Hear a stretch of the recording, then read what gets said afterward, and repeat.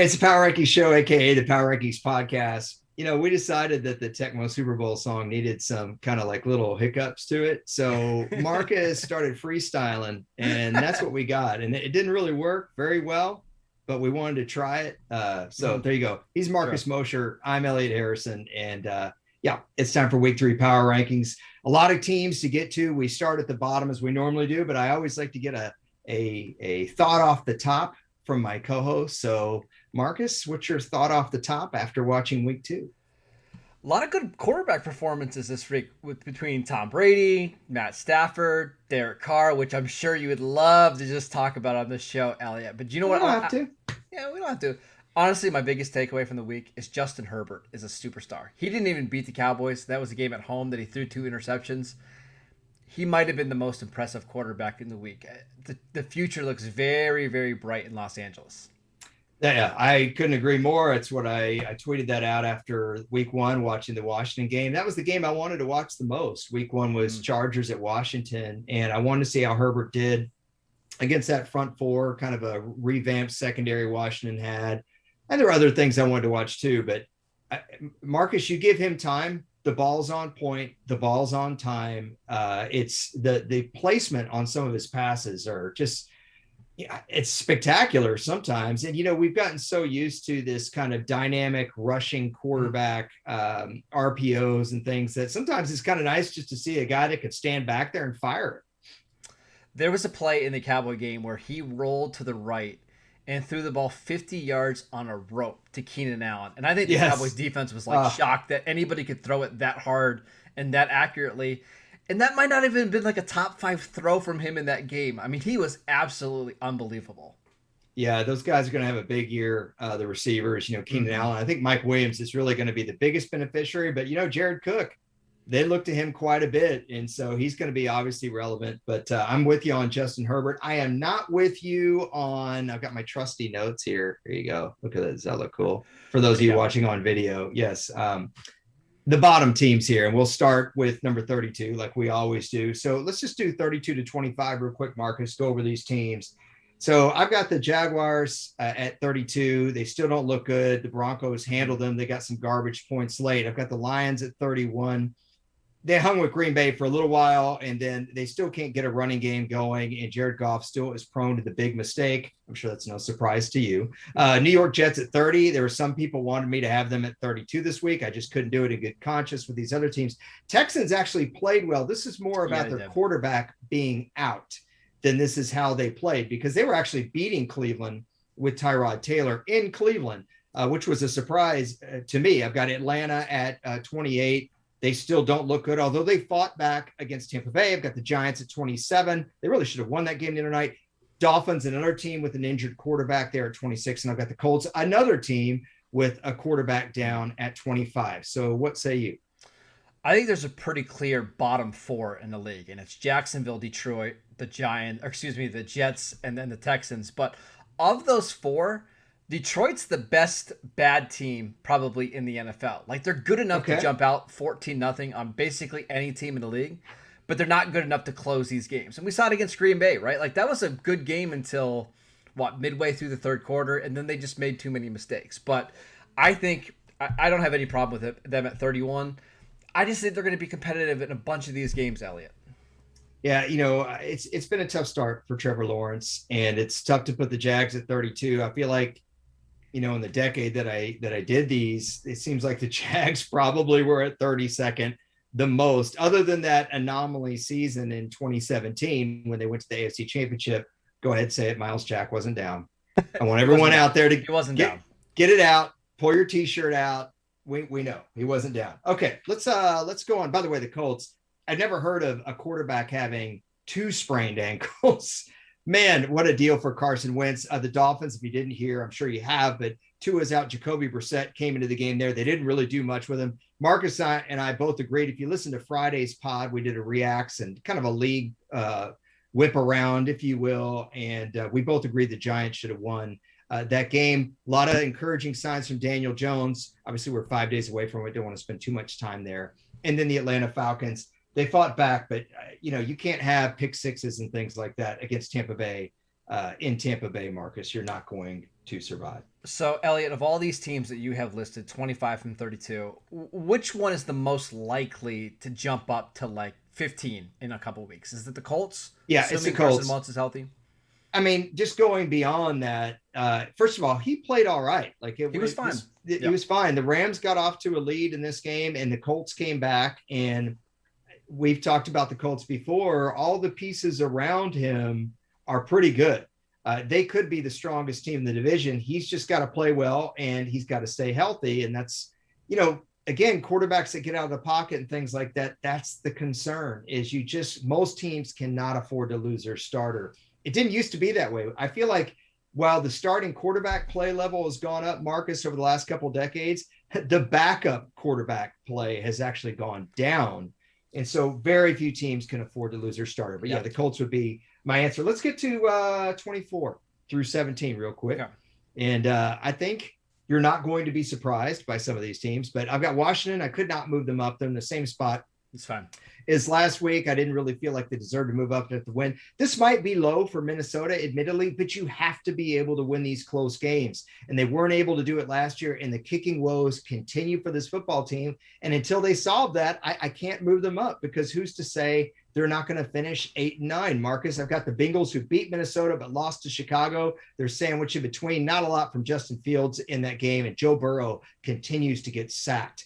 Philadelphia stays the same at 20. I did not move them down in the loss to the 49ers. They had chances early in that game. Denver at 19. They beat a very unimpressive Jacksonville team, although I like the defense. The Saints, obviously big droppers after getting blown out by maybe the surprise team after 2 weeks, the Carolina Panthers. What do you think looking at 17 through 24? Yeah, I think I agree with most of it. The one that's really interesting to me is Denver at 19-0. Or 19, they're 2-0, excuse me. 19-0 would 19-0. be amazing. That'd be pretty nice. No, they're 19 because they are 2-0 to start the season. Teddy Bridgewater, Elliot, is exactly what the Broncos have needed the last couple of years, right? He's not spectacular, but he's really efficient. He gets the ball to the playmakers, and he doesn't make the killer mistake. And with that defense and with that offensive line and all those playmakers, why couldn't this be a playoff team? Like, I think they're going to beat a lot of these bad teams. I think they're going to compete in their division. I guess I don't know why they are so much lower than a couple of these other teams like the Chargers. Are we sure the Chargers are better than them? Obviously, the quarterback's better, but the rest of the roster, I'm not sure. Well, I think part of it is just the competition. I mean, just looking at the rankings, after 2 weeks, I've got the Giants near the bottom of the 20s, and I have the Jags at the very last. I do like the fact that Von Miller's got 3 sacks already. Obviously, he wasn't available to that team last year. And then just some of the notes that I have, Sam Darnold, 8 yards per attempt in that game for Carolina. He sure looks good. CMC had 132 yards combined, which was more yards than the Saints had on offense total, Marcus. They had 128 yards of offense.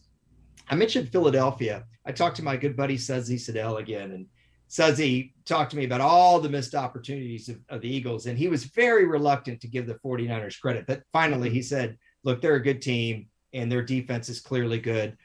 Bosa and Warner were outstanding in that game. And then Chicago, I mean, you got to see Justin Fields. I don't know that it was a lot to get excited about.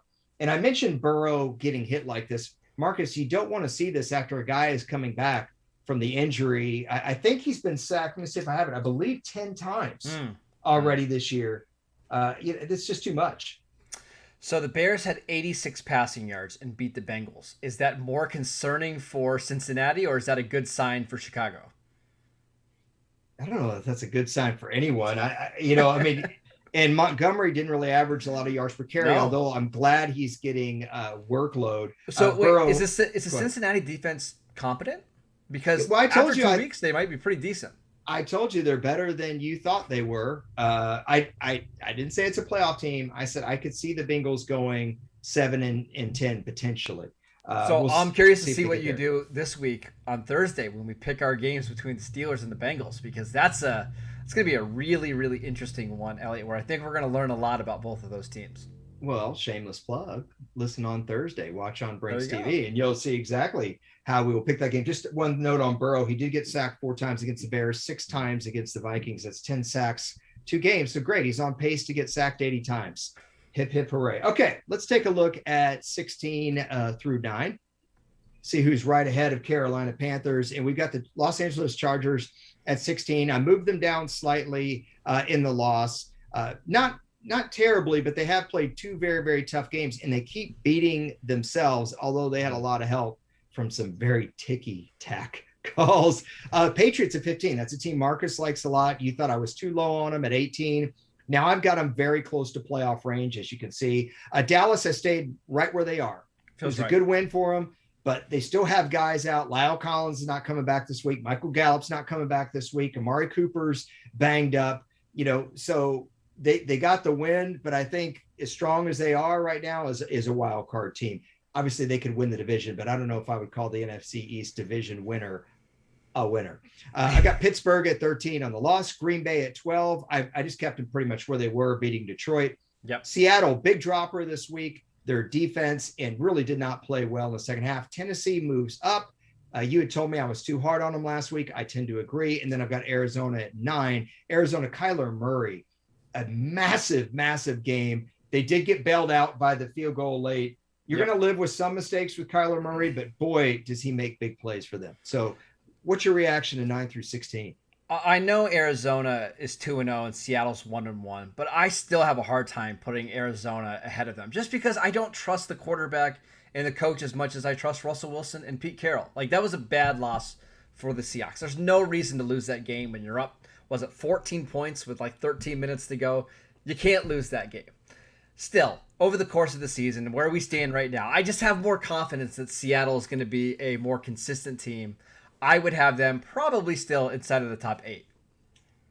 This is a fair criticism. I really debated this turn here between those three teams. I wanted to honor the fact that Tennessee went into Seattle and beat them. Huge win for them. They needed that too. Yes, and there was nothing fluky about it. We have what we think from last year and coming into the season, and then we have what we've seen, right? Mm-hmm. Well, these 3 teams have played each other, right? Arizona destroyed Tennessee, and Tennessee just beat Seattle. So that made it a little bit easier for me. But also going a little bit farther here, one of the things that I was encouraged about with Seattle the first week was what a great job they did on Jonathan Taylor. Mm-hmm. But here's the thing. Derrick Henry ran all over them in that second half. Tennessee deserved to win that game. He took it to them. And if they have struggles stopping the run, their secondary is not good enough in coverage. I'm not talking about as tacklers, as blitzers. Sure. In coverage. I don't think they're good enough to get into games where their run defense isn't working for them, and it's all on Russell Wilson. So that's how I see it right now, but it's very arguable. I'm fine with that. Can we back up for a second? Let's go to number 12 and number 13. Yeah. Who are you more concerned with? The Packers pass rush, they did not have a sack in the first 2 games of the season, or the Steelers offense? Which one of those do you think is a bigger concern right now? Steelers offense for me. There's a couple things going on. Obviously, they have a kid back there in Harris that they're going to be relying on a lot. You can't have Ben Roethlisberger, number one, throwing short passes all the time, but also complaining about his play calling. And so to me, those are 3 things that they're going to have to overcome. It's a bad sign. It's a bad early season sign when you already are complaining about the OC. Right. And then you pointed out a couple of weeks ago on this very podcast about their all new, brand spanking new offensive line. So for me, those are enough concerns. With Green Bay, I think they have the horses to get there. And they did get some pressure on Jared Goff. In fact, his interception in the second half was when he got pressure, he rolled out. It just took forever to get there. Like, we didn't see it at all in the first half. I agree. But to me, that's a little bit more fixable with scheme and the players they already have than what Pittsburgh's got going on. And I do have Green Bay ranked higher than Pittsburgh. They just got to get healthy. Green Bay's got to get healthy, right? Zadarius Smith is on the injured reserve list. He's supposed to come back in 2-3 weeks. I think I feel better about them long-term. Pittsburgh's offense, there's a chance it just gets worse because we saw last year in the first 10 games of the season, Pittsburgh was averaging 30 points a game. And then Roethlisberger's arm got weaker and weaker as the season goes on. What if that's the case again this year for the Steelers? What if this is the best version of Roethlisberger we see all year? Well, that's got to be a concern.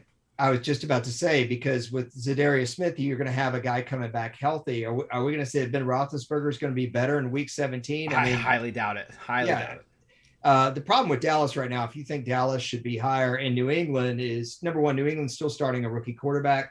I thought Mac Jones did a nice job. Their defense is still fantastic. They got some gifts from Zach Wilson, but they played ball.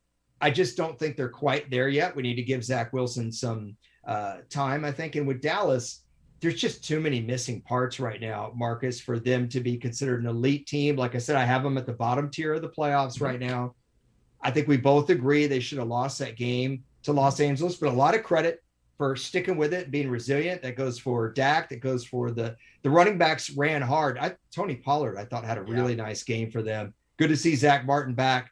I'm just not ready to vault Dallas over any of the teams ahead of them. Are you? No, I think anywhere between 12 and 15 feels about right. And actually, I think we'll learn a lot about them when they play the Eagles on Monday Night Football. I think that's a game they're favored to win. They need to win. It's at home. If they win that one, I think we can have a conversation about them, inching closer to the top 10, but they're not there yet. We didn't talk about Arizona very much. They're the highest team we have ranked here. Just real quick, they're spreading the ball around. They have multiple guys catching 3 or 4 balls. They're going to everybody. I think AJ Green got a touchdown in this game. They're involving Chase Edmonds at times, but they are heavily leaning on Kyler Murray. And you know what? They are 2-0. If their defense can hold up, then look out. Chandler Jones, no sacks, but he did have, I think, either 3 quarterback hits or 3 quarterback pressures. He had a really good game as well. My little trusty notes here, 3 quarterback hits. I've been practicing my cursive. I don't know if you can see this. It's not pretty. Looks like chicken scratch, but it's all right. Yeah, you're doing a heck of a job. Okay, let's take a look at the top 8. There it is. Okay, so Buffalo, I've got at 8. I held firm on them last week. I know they lost to Pittsburgh. They're still good. I had them at 9. Right. They're going to be fine.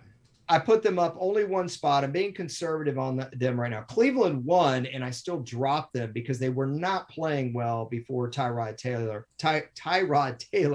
departed that game. Kansas City is going to be the notable one here. I'm sure Marcus isn't going to like this. They are down at 6. I'll get to that in a minute. I've got Baltimore at 5, who just beat them. I have the Raiders at 4, who beat Baltimore in week 1 and had a very impressive win at Pittsburgh on a short week. 49ers at 3, Rams at 2. I thought about swapping these teams. I originally had the 49ers at 2. I thought better of it. And then, of course, Tampa Bay Buccaneers at 1. They let Atlanta climb back in the game, and then they put the Falcons away. And that Bucs offense, Marcus, when they get going, is just ridiculous at this point. So 1 to 8, what have you? I mean, you want to talk about the Raiders, so let's go ahead and have that conversation now, because I know you're really excited about this, but Elliot, 4 is a little high, and I get it. Listen, that win against Pittsburgh, 4's high. Yeah, in Heinz Field was incredible. I mean, I honestly did not see that coming at all.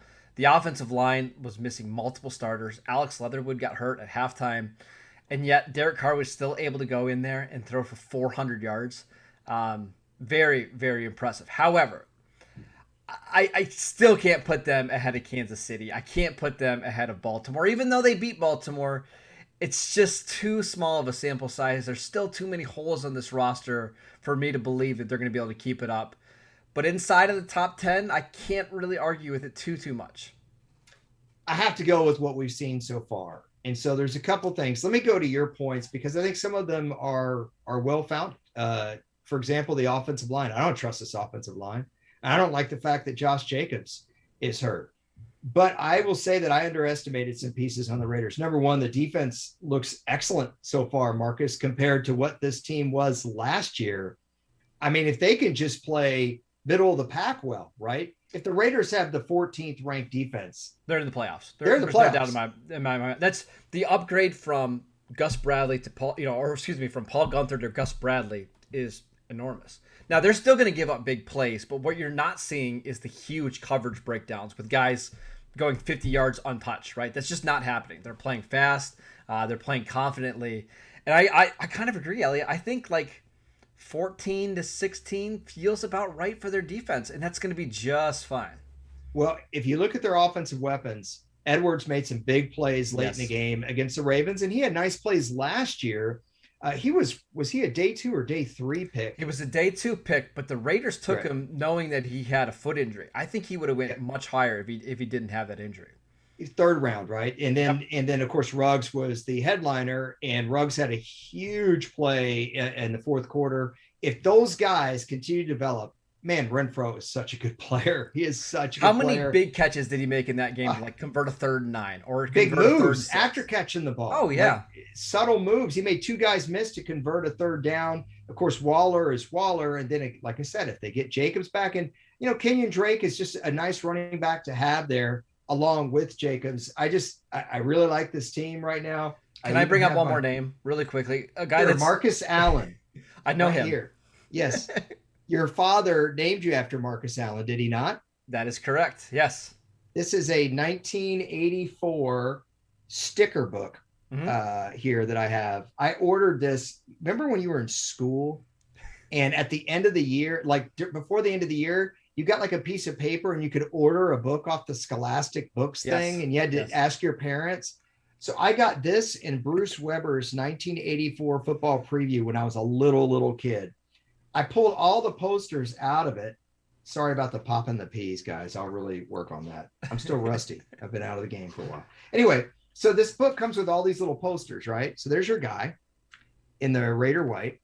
And I put them on to cover up my really bad wallpaper my mom had in my room. So I really wanted this book, so I got a new one. So it's just occurring to me how ironic it is that I'm named after a running back, but that's for a different discussion. Yes, that is. That's a Friday podcast. Yeah. Hey, one point on Derek Carr before you start hollering. I told you 4th quarter and 3rd down. Okay. That's what I looked at the other day. I told you I wasn't cherry picking.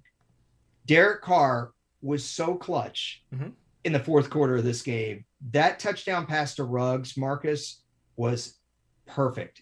And he launched that throw, probably not being able to really plant, right? Because he had already been rolled up on 50 air yards. 50 air yards. 50 air yards after you've been rolled up on. You've got to be able to drive the ball off your feet. It's not all about your arm strength.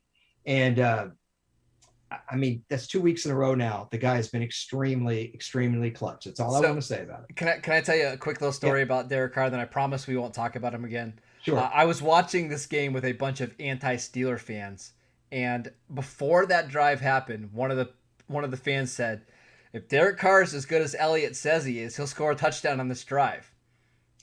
50-yard touchdown to basically win the game's not too bad way to do that. So and I could see Marcus Mosher sitting there loving it, and then having very muted excitement because then he was going to actually have to give me some credit. Yes, I get it. Hey, let's talk about some of the other teams here. I want to start with Buffalo at 8, a very impressive win. It's not just because Tua left the game. Buffalo was controlling this game. Devin Singletary had a very big run in that game. If they can get something from their run game, Marcus, and not make Josh Allen have to do it on his own, they have a good enough defense. I really like their coaching staff. Yes. I still really like Buffalo. I'm curious your thoughts on Cleveland and Kansas City. I think I'm probably too low here on both of them. But again, I have to go off of what we're seeing and not what we think. Yeah, so just really quickly on Buffalo, I think why that was so important of a win for them is I don't even think Josh Allen played all that well, and they still blew out the Dolphins. So a very encouraging win for them. 5.3 yards per attempt for Josh Allen on Sunday. Yeah.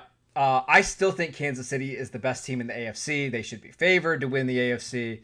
I just have a hard time believing that anybody is going to beat them in a meaningful game, especially at home. And then I think Cleveland's the 3rd best team in the AFC right now. I know they lost to Kansas City in week 1, but we talked about this last week, Elliot. That was a very impressive loss. It was. They have this repeatable and sustainable offense where it doesn't matter who you're playing. They're going to be able to run the ball. They're going to be able to throw a lot of play action passes. And Baker's going to complete a really high percentage of their passes. So I think Cleveland at 4 or 5 is where I would have them. I'm still a little bit leery about their defense because giving up, 14 points to Tyrod Taylor in the first half of that game? I thought. 21 points in the first half of that game, though. Not great. I still would have them over the Ravens and over the Raiders. Houston may have gotten that touchdown early 3rd, but they had 21 points, and then Tyrod exited the game. It's a bit concerning. Yeah. A couple notes I have on the Browns. Malcolm Smith had an interception, a pass defense, a tackle for a loss, and 8 tackles. And that's what he thinks of your linebackers don't matter argument. And here's what the Browns running backs think of your running backs don't matter. Although Hold on. This is a bad argument for you, but go ahead. No, this is your exception because you have always talked about how impressive the Browns run game is. 24 for 146 combined running backs. But yeah, the Texans, I don't know what you can think of Davis Mills right now. The Browns kind of lucked out there. Kansas City, for me, Marcus, they dilly-dallied against Cleveland, and their defense really struggled. And then against Baltimore, they did the same thing. Maybe some bad coaching there late, taking the ball out of the quarterback's hands, but they could not stop Lamar Jackson, the receivers, when they needed to stop him. It's got to be a concern for some point. I mean, we can't just automatically grant Kansas City a win or a top 3 spot. I mean, I think you can because of their history and because it's Andy Reid and Patrick Mahomes. But I don't know. I think the biggest concern is their run defense. But look who they played in the first 2 weeks. It's Cleveland and it's Baltimore, probably the 2 best rushing teams in the league. So I don't think every team that they're going to play is going to be able to run the ball on them like that. I'm just not overly concerned because they're going to get to 13, 14 wins. Mahomes is going to be an MVP candidate. And then I think they're going to roll everybody in the playoffs. I'm not concerned. Let me just say this. Look, it's 2 weeks in. Baltimore just beat them. I can't in good conscience rank Kansas City higher when Baltimore beat them fair and square. There was nothing fluky about that game. That was that. If you want to mention the CEH fumble, that was a heck of a play by their rookie defensive end. Yeah, it was a little fluky. I just see we're a little bit different here. I like to use bigger sample sizes, and you like to go by what you saw last week. You're a more reactionary person than I am. That's all it is. Look, every season. See, I know the way you are, though. If it rains outside there in California, you think it's going to rain every single day. It's just not the way it works. Oh, believe me, I don't think that at all. I conserve water. It is a drought here. My plants scream at me. I bought distilled water for my pine. Sure. I don't even want to get into it's a bad example, but all right. I don't even want to get into my peace lily or my bamboo. Okay. Baltimore, that was what's that? I'm a succulent guy. It's just way easier to not have to worry about him, but go ahead. Hey. So Baltimore at 5 real quick. What do you think of them right now? Are you buying or are you selling? Because last week you were selling, you said they're at that point, they have too many injuries, and I tried to warn you. I said, Marcus, this is a team with a lot of pride. They are going to play Kansas City so tough. Granted, I still picked Kansas City to win, but I picked Baltimore to cover. It's a great win by Baltimore, but I'm still concerned about the injuries because a lot of these guys aren't coming back. And we're only in week 2, and the injuries are already mounting up. So, great win. I just have a hard time believing they're going to get to 10, 11 wins, and it's probably what they're going to need to win the AFC North. I just don't see it happening. All right, fair enough. Let's go back over the rankings real quick, just in case you missed. We'll start at the bottom because I know that's what all you guys are really super excited about. Got the whopping Jaguars at 32. I've got the Lions at 31, the Jets at 30, the Texans at 29. If you're watching on Brinks TV, you can see it right here.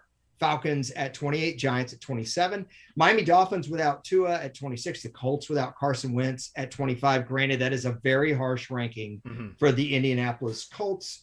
Let's look at the next batch of teams from 24 on up. Washington football team at 24, Minnesota at 23. Too harsh on the Vikings, admittedly, but they've got to be able to win games like this. Cincinnati at 22, Bears at 21, Eagles I kept right the same at 20, Denver I kept right the same at 19.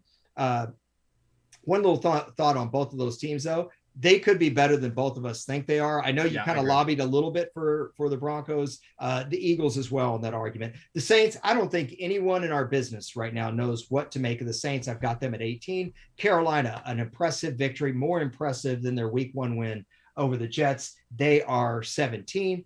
Chargers at 16 should have won the game. We could talk about illegal man downfield and seemed like every big play, huh, Marcus? And then New England at 15, Dallas at 14. I got Pittsburgh at 13. Marcus is very concerned about Pittsburgh's offense. I'm concerned about me popping my peas. Green Bay, Marcus doesn't like the pass rush right now. I can't blame him. I kept them pretty much the same at 12. Seattle at 11, Tennessee at 10, Arizona at 9. And then our top 8 got Buffalo at 8, Cleveland and Kansas City 7 and 6. Marcus thinks I'm too low on them and probably too high on Baltimore at 5. The Raiders at 4. Marcus loves that spot. He thinks they should be number 1. San Francisco at 3. The Rams at 2, and Tampa Bay 1. We didn't really talk much before we get out of here about the Rams or San Francisco. Thoughts on either one of those two teams? First and foremost, I thought when we did our first episode, we kind of thought the AFC was going to be a stronger conference than the NFC. Elliot, do you see who your first three teams are here and what conference they all play in? I do, but I also see the next five. So. But you look at the next ones, you still have the Packers and Seattle and Arizona all, at 9, 10, 11. So I don't know. I think the NFC is really, really deep, and I think we're going to get some really fun games this year. The Rams, Matt Stafford, passer rating of 127 over the first 2 weeks of the season. What a game that sets up to be this week against Tampa Bay. I cannot be more excited for that one. I'm in agreement with your first two teams, though. I think Tampa Bay and the Rams are the clear-cut best two teams in the NFL right now. I have a note here. I can't read my own writing. That's never a good work sign. on your cursive. Listen, just calm down. But I think I know what it is now. I've got 29 attempts for 149 yards, 1 for 40. And I think what that is, I believe Jimmy Garoppolo had a 40-yard completion in that game. Yeah. And then the other 29 attempts went for 149 yards. Yikes. And you and I talk about yards per pass attempt a lot. 49ers offense really didn't do a tremendous amount in this game. They didn't really have to, though, either, because Philadelphia was down 17-3 until about 4 minutes and change, I think, to go in the fourth quarter. This was really a defensive controlled game after Philadelphia got a fast start. I still like the 49ers defense. I think Jimmy Garoppolo is going to have a fine year. I don't love the injuries they've had at running back, but if Bosa and Warner stay healthy, I mean, boy, how good a football player is Fred Warner? I know we've talked about linebacker not being emphasized like it was in the past, but when you're a guy like him who can get all over the field and make plays in coverage, Marcus, he's an all-pro for a reason. And I would also mention Eric Armstead, one of the most underrated defensive tackles in the league, can also play defensive end. When you've got him and Bosa playing next to each other sometimes, they can just wreck an offensive line. And they did that to Philadelphia, who I think has a very good offensive line. Yeah. This is going to be a really hard out for every team in the NFC. Yeah, Tampa Bay, boy, they just keep rolling. They had all these defensive plays. They had the 2 picks from Edwards. And then their offense, when Atlantic climbed back in the game, Tampa Bay put it away. And that's what good teams do. By the way, you mentioned that I just had this thought. You mentioned that Armstead is a very underrated defensive player. I would like to ask you very sincerely, who's the most underrated quarterback in the NFL? I mean, it used to be Derek Carr, but after this show, there's no way that's possible, right?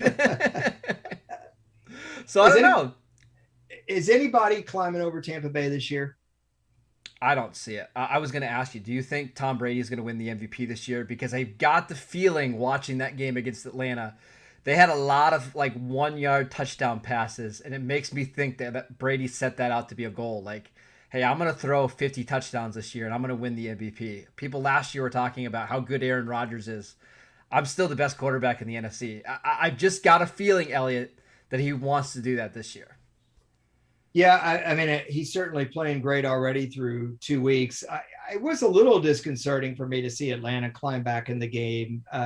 Given the Bucs defensive personnel, we did talk about a couple of weeks ago some concerns about their secondary. We'll see, if that plays out. But, at this point, I don't see any team overtaking him at number one. If there is going to be a team, I would agree with you that it would probably be Kansas City. Yeah. But again, I have to go off of what I've seen so far. And Kansas City should have lost against Cleveland. The punter dropped the ball. And then they did lose against Baltimore, and they lost for perfectly legitimate reasons. Let me ask you this. The ball. If the Rams upset Tampa Bay next week, and it's a close game, let's say it's decided by a field goal, are you going to switch them based on what you see or no? Depends on how they play. Okay. Because I think highly of the Rams right now. Yeah. And I like their defense. I like their offense. I thought losing Cam Akers was going to be a little bit of an issue for them, and you assured me that it doesn't matter, and you seem to be right on that argument. See, I give you credit. Unlike you. I give you credit on Derek Carr. I told you a great Derek Carr story. I didn't even say anything about Derek Carr. Courtney already said we're at a Derek Carr quote. So when you start talking about Tom Brady for MVP, I didn't mention the player that should not be mentioned. But, who else would be your biggest contender to Tom Brady for MVP this year? I still think Patrick Mahomes is going to put up some ridiculous numbers. Matt Stafford is already on pace for great numbers. Don't rule out Lamar Jackson. I know on some betting sites he's 18-1 to win the award. Elliot, you know what's a pretty good indicator of who's going to win an MVP? Past MVP winners, right? If you won an MVP in the past, it typically means you're a pretty good player. Lamar Jackson already on pace for better numbers than his 2019 MVP season. If he gets that team to the playoffs, and if they win the AFC North, considering all of the injuries they've had, how could he not be in the conversation? Sure. And, you know, the way he played spectacular. He played spectacular, and I can't disagree with you on that. So that'll be the last word. We will be picking all these teams' games on Thursday, right around this time, about 12 Pacific, 3 o'clock Eastern on the Power Rankings Show, the Power Rankings podcast. You can download us on Spotify or Apple. And then sometimes on Friday mornings, we give you some instant reaction from the Thursday night game. And I know Marcus really wants to do one because he's so fired up about this Thursday night Davis game. Mills, baby. Yeah. Get excited, right? Sam Darnold, though. Sam Darnold looks like he's doing all right. So I think that's it for do you want to see the sticker book one more time before we go? No, or I'm you good. It's all right. You didn't even notice the other one I have up my wait, I gotta move this way. I've got Steve Young, USFL, LA Express. I like it. I'm gonna have to get some stickers. Yeah, there's some music that means go, Elliot. So we'll see y'all later.